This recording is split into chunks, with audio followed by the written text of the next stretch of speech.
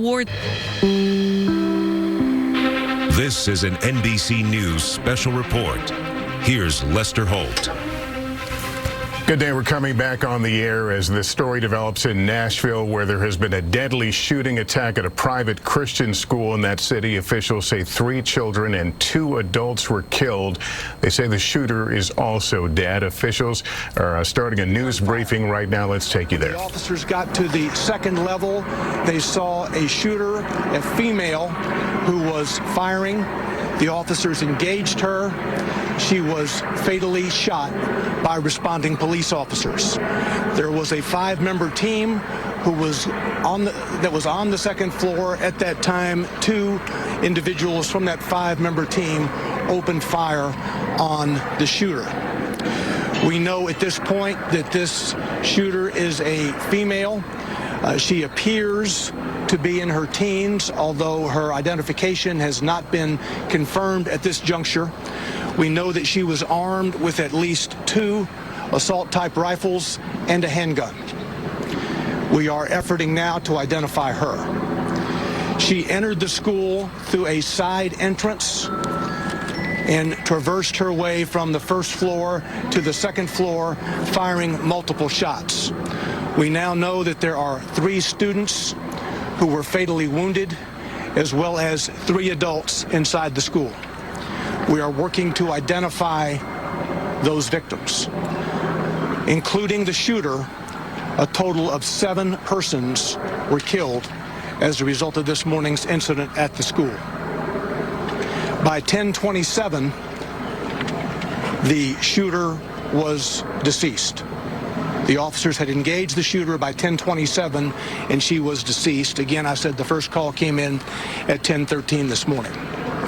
We'll have more details to give you later in the morning. Chief Drake will be here in a bit. Now, Kendra Loney from Nashville Fire.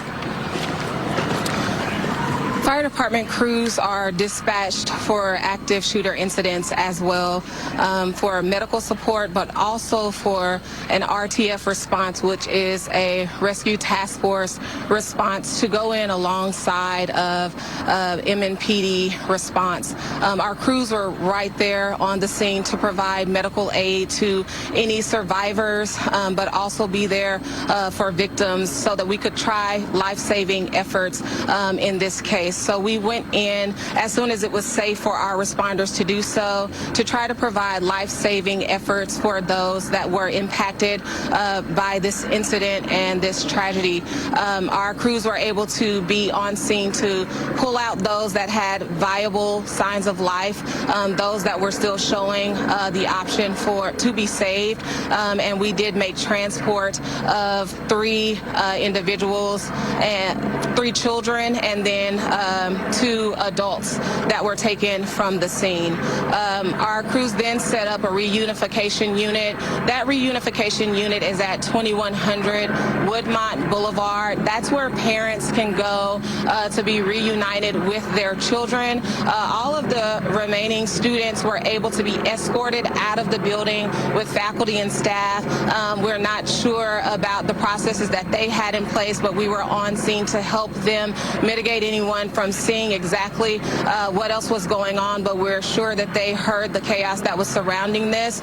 So we do have mental health specialists and professionals that are at that reunification site for both the students and the families that are going to be affected by this today. Our OEM units were able to provide buses to make transport from the Covenant School to the reunification site. We had 1 bus that carried 74 students and faculty staff members to the reunification site, and an additional bus that had 34 students on them. So all of those persons were carried. It was difficult for us to kind of identify who was just there as part of staff for the church versus who was there for the school, because it's all housed in one building. But at this time, we were able to get that number of persons transported out of the building and into that reunification site. So that is where parents can go to be reunited with their students. There is a hotline being set up for parents to call, but right now that is where they should go, 2100 Woodmont Boulevard, which is Woodmont Baptist Church.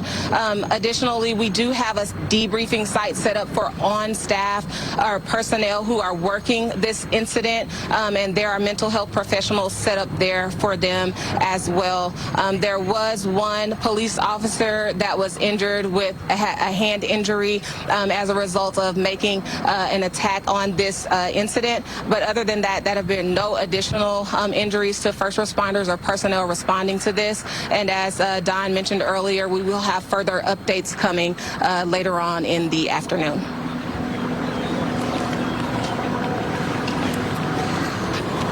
So on a typical day, there would be about 209 students inside the school and approximately 40 to 50 staff members, about 42 staff members. I'll take just a couple of questions before we go back. Clear. So the 7 dead, and then the nature of injuries, how many injured, do you know? That maybe are being treated still, or injuries? I know first responders weren't. But An officer had a wound from cut glass. That is the only other injury that I'm aware of. Do we know if the injuries to the students are they critical or due to the condition? The 3 students are deceased. The 3 students who were shot are deceased. 3 staff members who were shot are deceased. That's a total of 6 victims, and then you have the shooter who was engaged by 2 of our police officers, part of a 5-member team, and she is deceased, for a total of 7 individuals. There are no other gunshot victims, non-lethal, that I'm aware of at present. Do you know how many people were shot? Do you know how many people were shot before the police engaged the shooter? No. Do you know if they shot anyone after they engaged the shooter? Do you know if the shooter was able to shoot anyone else? Did the shooter have any connection to the school that we know of? We do not know who she is at this juncture. We're trying to identify her. She does appear to be in her teens. Again, with 2 assault-type rifles and at least 1 pistol. Do we know if there were lives or previous recent incidents that police mapped up to the school or the church? No, I'm not. Was there an SRO or an SSO working at the school? No, this is a church that operates a private school. There was no Metro Police personnel assigned to that building at any time. John, do you know if either of the 2 adults that were shot maybe confronted the gun? You said 2? Yeah, the adults that were No, shot. there are a total of 3 adults. 3 adults. 3 adults who have been fatally wounded. Okay, one of them being the shooter? No. No, okay, so 3 total. So let me go over this again. You have a total of 6 victims, 3 students who are deceased, and 3 adult staff members from the school who are deceased. The shooter herself makes 7. Do you know if one of the 3 adults maybe confronted her? I do not. The teachers? There is video from the school that we are viewing now to try to learn exactly how all of this happened. Can you say where the victims were located? Were they in the hallway, in a classroom? I cannot at this juncture. As you know, 5 of the 6 were transported. So we will get that information later in the day. Did police engage with the shooter inside a classroom or in the hallway? Do we know the location? It is an upper level part of the school. It's kind of a lobby type area. It was not in a classroom per se. All right, we'll be back shortly with more detail. We'll tweet out, give you a 15-minute or so notice before the next one, okay? Thanks. The story coming out of Nashville becoming more grim by the minute as we learn more information about the shooting at a private Christian school in Nashville. Authorities now confirming the deaths of 3 children at the school, along with 3 adult staffers at the school. A 7th person, the shooter, was also killed by police. That shooter described by police as a female who appears to be a teenager. They don't have an ID on her. They have videotape that they are going through right now as they continue to gather more. Let's go to Steve Patterson, who's also monitoring this with us. Yeah, still so much to learn here, Lester, but we have heard quite a bit about the shooting, the style of the shooting, the shooter herself, which I think, you know, doesn't fit necessarily the typical profile of a shooter, apparent teenager, a female, who was armed with 2 assault-style weapons and a pistol, making entry into what appeared to be a side entrance, then up to the first floor, then up to the second floor. The questions, of course, why this happened, what is the relationship between this female shooter and the school, and was she approached or encroached upon by these 3 adults who have also died, including the 3 children, and how did she get in with 2 assault-style weapons into this school? I think a lot of these questions, of course, will be a part of the investigation. Parents are going to ask these questions as well. But for what sticks out, it is that profile of that shooter. We're now hearing that there was a 5-member officer team that took the shooter down. She did die in this exchange of gunfire. It was at about 10:27. We're hearing that is when the threat ended. That is when she was down.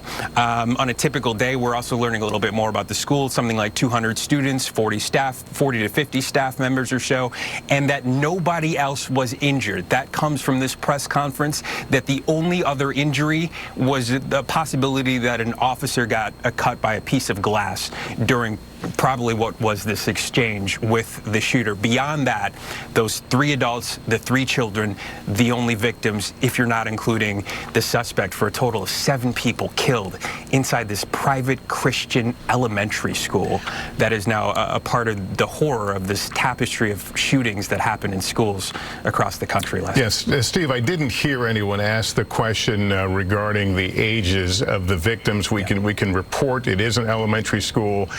It's pre-K, I think preschool, through 6th grade. Yes. So typically that would make the oldest perhaps 12 at the school. And as you said, normally there'd be over 200 students on a normal day, and perhaps 42 staffers. Someone did ask the question whether there was a school resource officer, a security officer on the scene.